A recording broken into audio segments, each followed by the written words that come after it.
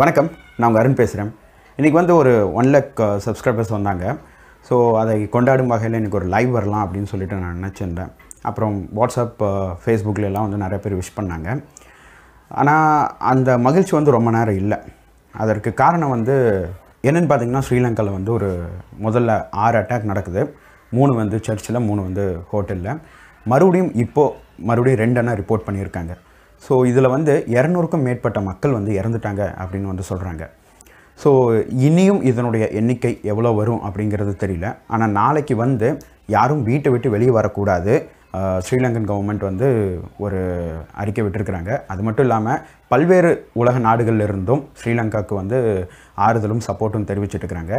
இப்போது இந்த bomb blast வந்து யார் நடத்துனாங்க? ஒரு ஈஸ்டர் பண்டிகை அன்னைக்கு எல்லோரும் சர்ச்சில் போய் ப்ரே பண்ணலாம் அப்படின்னு சொல்லிட்டு போனவங்களை வந்து இப்படி ஒரு அட்டாக் பண்ணி கொல்கிற அளவுக்கு என்ன அவங்களுக்கு ஒரு பிரச்சனை அப்படின்னு சொல்லி பார்த்தோம்னா, முதல்ல இது வந்து ஒரு டெரரிஸ்ட் அட்டாக்கா அப்படின்னு சொல்லிட்டு நம்ம பார்க்க வேண்டியதாக இருக்குது. அப்போ டெரரிஸ்ட் அட்டாக் அப்படின்னா அங்கே ஒரு இயக்கம் இருக்குது. ஆனால் இப்போ வரைக்கும், இந்த தருணம் வரைக்கும் அவங்க வந்து பொறுப்பேற்றுக்க கிடையாது. நாங்கள் தான் இந்த செயலை செஞ்சோம் அப்படின்னு சொல்லிட்டு.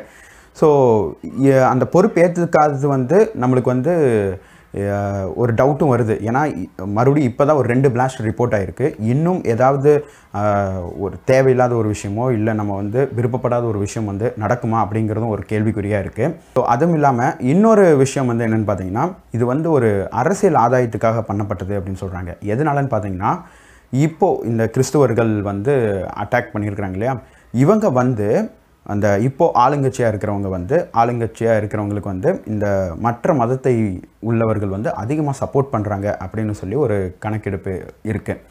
அதனால் வந்து சிங்களர்கள் வேணும்ன்ட்டே இதை வந்து அவங்கள தாக்கணும் அப்படிங்கிறதுனால வந்து இந்த மக்களை வந்து அரசியல் ஆதாயத்துக்காக இப்படிப்பட்ட மற்ற மதத்தை சேர்ந்தவங்களை வந்து கொல்றாங்க அப்படின்னு சொல்கிறாங்க. இதுக்கு கொஞ்ச நாளுக்கு முன்னாடி கூட ஸ்ரீலங்காவில் வந்து சைவ மதத்தை பின்பற்றி கொண்டிருப்பவர்களுக்கும் மற்றொரு மதத்தை பின்பற்றி கொண்டிருக்கிறவர்களுக்கும் வந்து அவங்க வந்து ஒரு மத கலவரமோ இல்லை மத பிரச்சனையோ வந்து உருவாக்குறதுக்காக நிறையா செயல்களில் வந்து ஈடுபடுறாங்க அப்படின்லாம் வந்து நியூஸ் எல்லாம் வந்தது. அது நீங்கள் வந்து கூகுளில் போட்டிங்கன்னாவே உங்களுக்கு தெரிய வரும். ஸோ இப்படிப்பட்ட விஷயங்கள் எல்லாம் பொறுத்து தான் அந்த நாட்டு மக்கள் வந்து வாழ்ந்துட்டு வந்துட்டுருக்குறாங்க. ஆனால் இப்போ வந்து இந்த ஒரு பண்டிகை நாளில் வந்து ஒரு அட்டாக் நடக்குது அப்படிங்கிறது வந்து சரி, இது வந்து கண்டிப்பாக ஒரு அரசியல் ஆதாயத்துக்காக தான் இருக்குமா இல்லை ஒரு டெரரிஸ்ட் அட்டாக்குமா இருக்குமா அப்படிங்கிறது வந்து மிகப்பெரிய ஒரு கேள்விக்குறியாக இருக்குது. நாளைக்கு வந்து யார் ஒரு வேளை டெரரிஸ்ட் வந்து நாங்கள் தான் பண்ணோம் அப்படின்னு சொல்லி அவங்க பொறுப்பேற்றுக்கிட்டாங்கன்னா அடுத்த நடவடிக்கை எப்படி இருக்கும் அப்படிங்கிறதும் தெரியல. ஆனால் இன்னும் சிலர் வந்து இது கண்டிப்பாக அரசியல் ஆதாயத்துக்கு தாங்க பண்ணுறாங்க அப்படின்னு சொல்லி இன்னொரு விஷயம் இருக்குது. ஒரு அரசியல் ஆதாயத்துக்காகத்தான் 10 வருஷத்துக்கு முன்னாடி ஒரு மிகப்பெரிய ஒரு பிரச்சனை நடந்தது.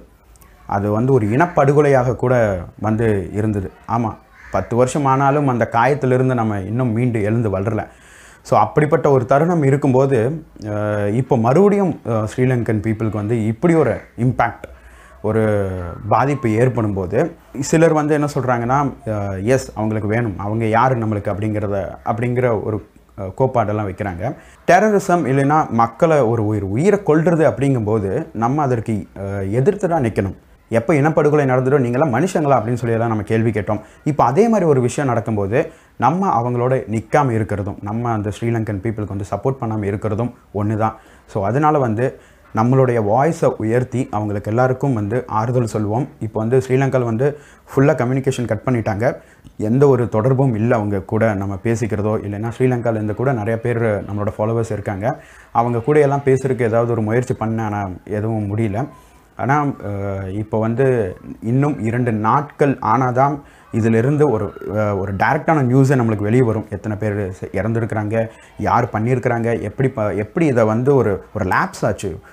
ஒரு கேபிட்டல், ஒரு நாட்டோட கேபிட்டலில் வந்து 6+2 அப்படின்னு சொல்லிட்டு 8 இடங்களில் வந்து இப்படி ஒரு பாதிப்பு நடக்குது. அப்படிங்கும்போது இது வந்து திட்டமிட்டு செஞ்சுருக்கிறாங்க, இல்லைன்னா முன்னாடியே தகவல் வந்ததுங்க ஆனால் இவங்க வந்து கண்டுக்காம விட்டாங்க அப்படின்னு எல்லாம் வந்து நிறைய பேர் பேசிக்கிட்டு இருக்காங்க. ஆனால் இருந்தாலும் இது யாருடைய பிழையாக இருந்தாலும் இது வந்து வன்மையாக ஒரு கண்டிக்க வேண்டிய ஒரு விஷயம். அது மட்டும் இல்லாமல் ஒரு மிகப்பெரிய ஒரு ஆக்ஷன் எடுக்க வேண்டிய விஷயம்.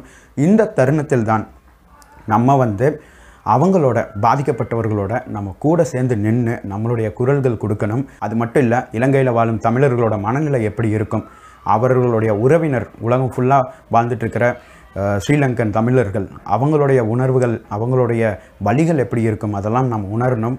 ஸோ எல்லோருக்கும் நாங்கள் இருக்கோம்.